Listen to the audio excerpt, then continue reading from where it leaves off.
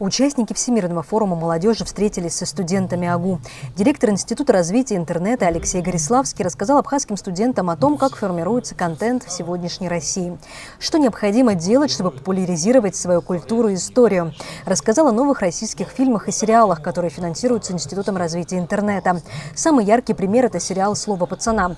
Рассказала о том, что в России готовится к выходу компьютерная игра «Смута», основанная на истории России 17 века.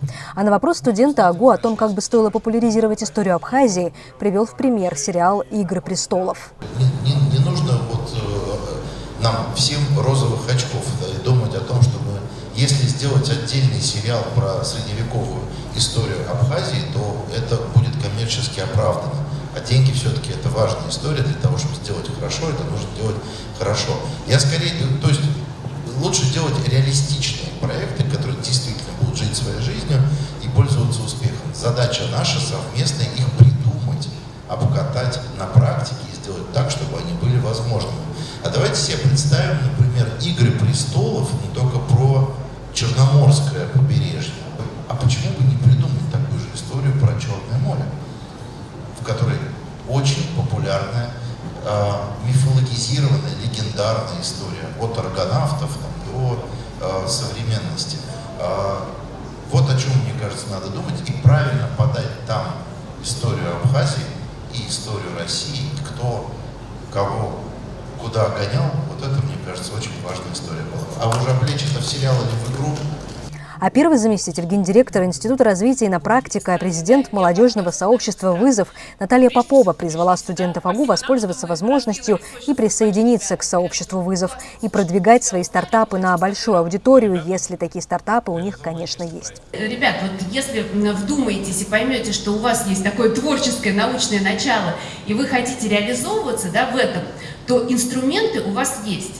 И вообще, на самом деле, ребят, вот знаете, когда я приезжаю в регионы, разговариваю с ребятами, я, в принципе, завидую вам, потому что вот в то время, когда я училась в университете, ко мне никто не приходил, не говорил, что вот есть такие возможности, вот, пожалуйста, вот есть ИРИ, да, вот есть инопрактика, вот есть возможности популяризировать, да, свои научные разработки, вот есть возможность поучаствовать в таких-то проектах, стажировку в Москве пройти. Вот ко мне раньше никто не приходил, я сама открывала двери, я сама пыталась чего-то добиться, как-то о себе заявить. Но когда есть такая возможность, ребят, не упускайте ее, потому что понятно, что... Первый вице-президент «Газпромбанка», гендиректор молодежного общества «Вызов» Андрей Серов также призвал студентов АГУ создавать контент своей студенческой жизни. Увлекательно и легко рассказывать о том, чем они занимаются в университете, то есть популяризировать науку и просвещение, создавая развлекательный, но осмысленный контент в противовес популярному сегодня лженаучному, как он назвал, инфо-цыганскому.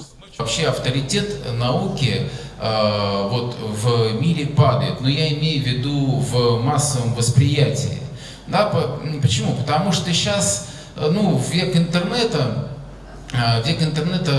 отменены те фильтры, которые существовали раньше. Да, тогда там стояли понятные фильтры на телеканалах, в бумажных еще, представьте себе, газетах. Там работали профессиональные выпускающие, которые несли ответственность за то, что там будет напечатано или показано на экране, поэтому вот откровенную там чушь или какую-то лженауку, псевдонауку они не пропускали.